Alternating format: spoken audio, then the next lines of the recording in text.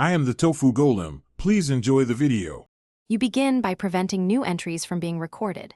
First, make sure iCloud Safari Sync is off so searches won't replicate to other devices. Go to Settings or System Preferences and disable Safari in iCloud. Once done, open Safari and switch to a private browsing window. This is the core action. You need to use private mode for every session you want excluded from history. Private windows isolate searches, stop local timestamps, and prevent future autofill from building a new searchable record.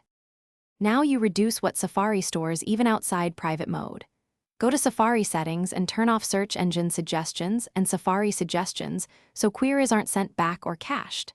Next, disable autofill for contact info, passwords, and payment cards to stop creating local entries. Then clear existing history and website data from Safari's Clear History and Website Data Control. This removes prior search records. Once done, you've minimized both live and cached traces that could reveal previous searches on the device.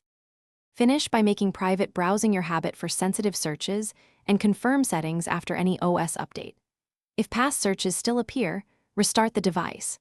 Sometimes cached data persists until a reboot. If history resurfaces across devices, verify iCloud Safari is off on every device or sign out of iCloud temporarily to eliminate sync artifacts. If that fails, clear Safari data again, then sign back into iCloud with Safari disabled. These steps ensure searches won't be stored locally. Thanks for watching. Consider subscribing if we helped you today.